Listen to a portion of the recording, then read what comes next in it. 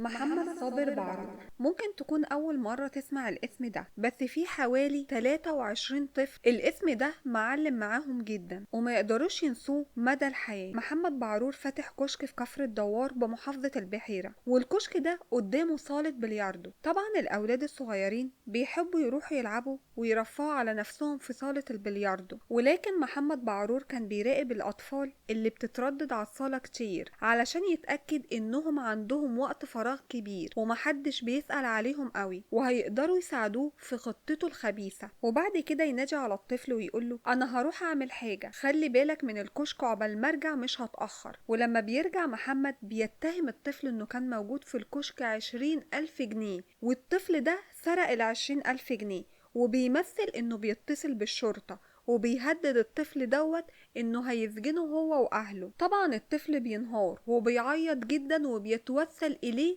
انه ما يعملش اي حاجة. بعد كده بياخد الطفل المنهار والخايف مع البيت وبيتم عرضه وتصويره، وبعد كده بيبدأ يهدده لو ما سمعش كلامه انه هيعرض الافلام ديت على كل الناس اللي يعرفهم، وكل الناس هتعرف انه عمل الفعل ده. طبعا الطفل بيوافق على جميع شروط محمد، ومحمد ساعتها بيديله شنطة ويقوله: سلمها للشخص الفلاني في المكان الفلاني. طبعا الطفل السن صغير مش ممكن حد ابدا يشك فيه، ولكن الشنطة الله اعلم ايه فيها. محمد بعرور شخصية سيكوباتية مضادة للمجتمع. من المحكات التشخيصية للسيكوباتي المضاد للمجتمع: انعدام تام للتعاطف، قدرة على التلاعب بالناس من غير مشاعر، برود في المشاعر حتى في وقت الأذى الشديد، ذكي وبيخطط كويس جدا. وده طبعا بنى عندنا انه استغل الأطفال في مواقف ضعفهم، وكان فيه تخطيط للجريمة بطريقة متقنة جدا، وكمان كان بيهددهم ويبتزهم ابتزاز نفسي، وكان بيستخدم الضحية بعد كده كأداة لتسليم الشنطة. كمان عنده انعدام الندم والاستمتاع بالسيطرة على الضحية. تعالوا نحلل محمد بعرور من خلال علم الفراسة. لو أخدنا خط يخترق الحاجب وخط طولي من أول الحاجب لحد الدقن، الوجه ده هنلاقيه من الوجوه القصيرة والعريضة. يعني الوجه ده مربع، ولكن هنلاحظ ان الفك أعرض حاجة في الوجه هيكون مربع داله مقلوب، بمعنى انه هياخد بعض الصفات من الوجه المربع وبعض الصفات التانية من الوجه الداله المقلوب. وطبعا ده بيكون تربيط مع الملامح الداخلية علشان نأكد الصفة. الشخص ده الإطار بتاعه بيقول لنا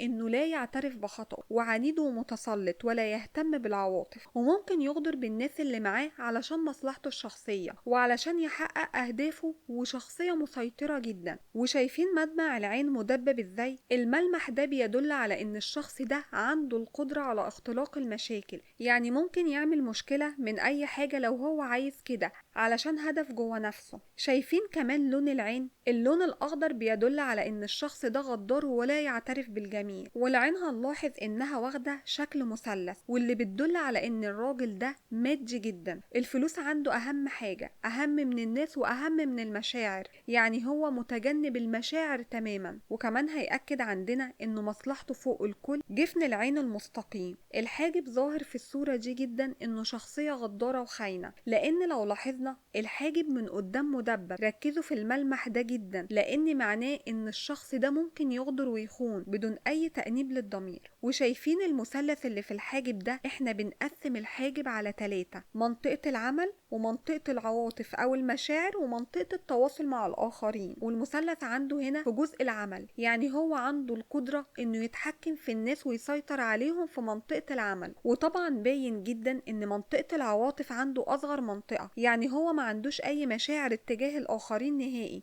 ما يصعبش عليه حد. وهنلاحظ كمان ان منطقة الحركة عنده اكبر منطقة. ومع بعض السمات الداخلية بتدل ان الشخص ده بيمارس الشذوذ كتير، وطبعا دي بتتقال بالتفصيل في الكورسات. لو ربطنا السمات دي مع بعض، الشخص ده ما عندوش اي مشاعر اطلاقا اتجاه الناس، ممكن يعمل مشكلة ويظلم حد علشان مصلحته الشخصية واهدافه، لانه بيحب الفلوس كمان جدا.